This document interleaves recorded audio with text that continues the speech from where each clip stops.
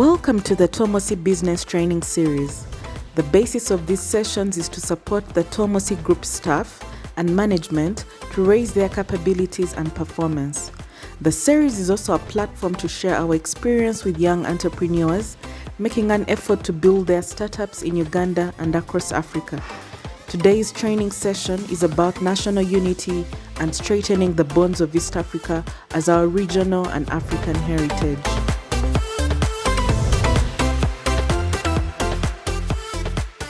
Good morning, my name is Grate Lakes.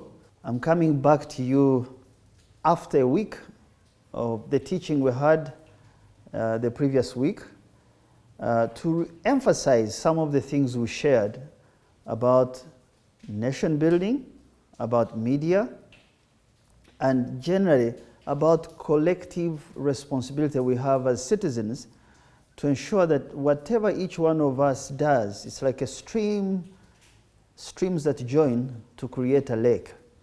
Need I really say more?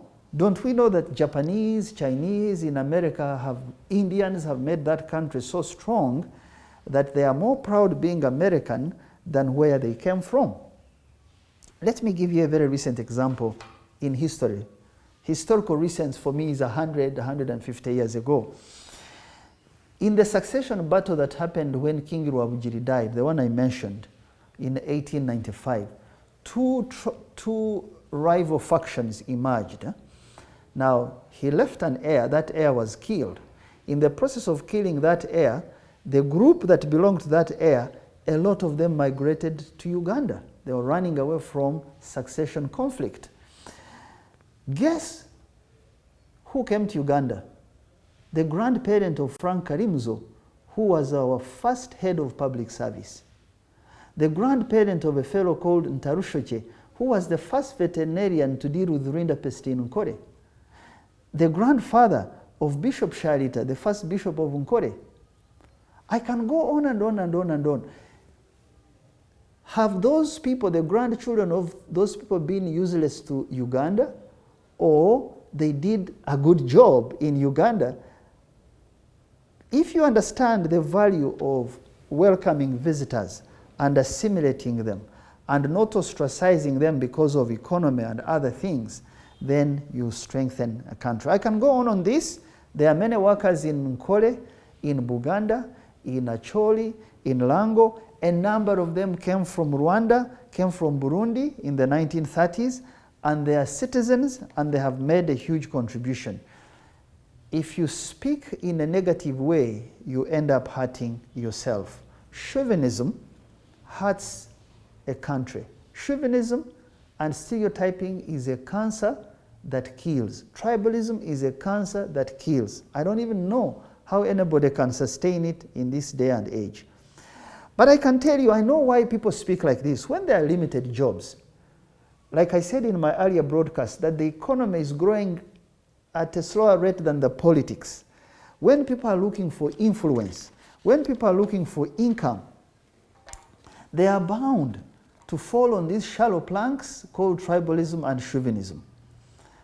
Now, I want to tell you something. If we condemn people who use this stereotypical language and chauvinism to slander and cause disaffection, I want to tell you must also condemn people who hide behind governmental positions to advance those narrow tribal or religious agenda. Because I know there are people in government or government institutions who also employ relatives, who employ tribal mates, who employ very narrow, I call them stupid, basis of recruitment. They are the ones who give ammunition to the other people who now slander others. Now, if we condemn parochialism on the side of those who use tribe, we must condemn and expose those who use it and hide behind it using governmental positions. They deserve our condemnation. The bigger thing we should all be doing is strengthening our economy, is growing our education system, is giving people access to opportunity so that all boats, when it floods, as they say, can float. Now, I don't know how people achieve the feat of tribalism in government departments. Because for me in the private sector, if you try and recruit people based on tribe, based on religion, you know that that business will collapse the next day. If your measure of recruitment is tribe, you are running a miserable business. Now, if it doesn't work in the private sector, it cannot work in the public sector either. And therefore, we must stop this process because it causes retardation. Must stop these ideas. Last lecture I said there are fringe ideas that are positive. I used the example of Paul, but I want to tell you there are fringe ideas that are negative, that if you don't confront them, they cause you problems. And tribalism and stereotyping is that kind of trouble. So we must seek fairness and justice in our public institutions, and we must never sweep things under the carpet. There is nothing that we cannot discuss if we don't hide behind certain platitudes, if we don't use lies. There is nothing we cannot confront, and by confronting it openly, we understand it. If you don't confront a virus and take it to the lab and study it, how do you hope to deal with that virus? The cancer of tribalism is like that virus. You confront it, you dissect it, you know the cause, you deal with the cause, you expose people who are wrapping themselves around the flag of tribe or religion so that you can now change the social classes of our country. I want to thank you, and I want you to send me questions in this area from where I started. Let me do a very quick summary. We said that what we confront, we deal with. We said the example of HIV/AIDS, without confronting it publicly, we would never have succeeded. Countries and communities that hid HIV/AIDS were decimated. When we shouted about it, we dealt with it. It's the same with tribe. If we are shy to confront it, if we are shy to not talk about the causes of it, we run into trouble. We don't help young people. We give them room for speculation, for causing problems. We said there is an interplay of unity that comes from our little kingdoms at the end of the 19th century. I mentioned 4 kings and how they confronted the West, and that, whether confrontation or collaboration, ended up giving us the kind of country we have. It is up to us now to use what has been bequeathed to us to return to the greater East Africa, the greater Grate Lakes region, where we have a bigger market, where we have relations that are over 500 years, where trade can really transform social classes and create jobs for young people. We ended up saying, let's just assume that someone is a foreigner. That's not a license to ostracize them.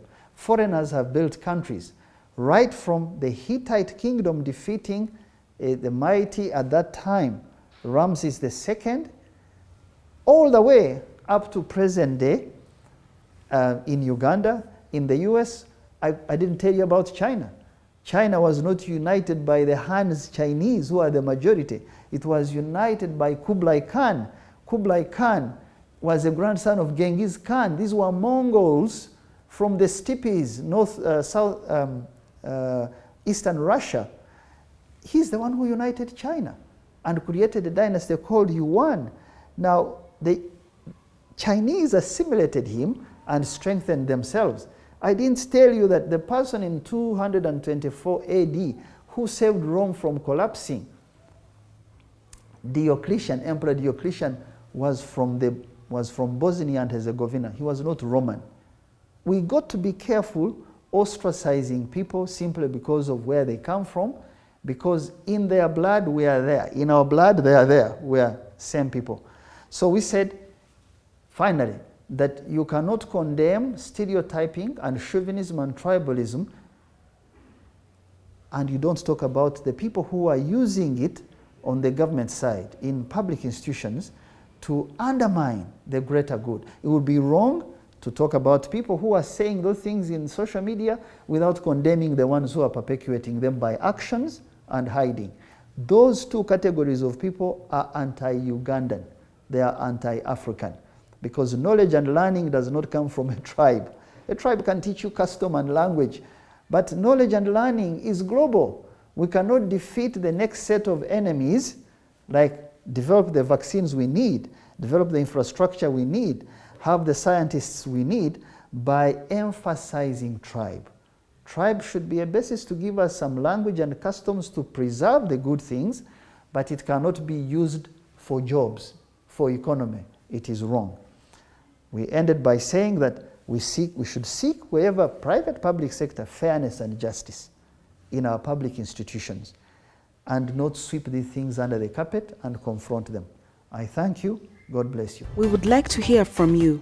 Please email us at info@tapmedia.com and visit our website at www.tapmedia.com. You can also visit our offices located at Tomosi Business Park, Luzira, Port Bell Road, or call 0414 220 702. Thank you.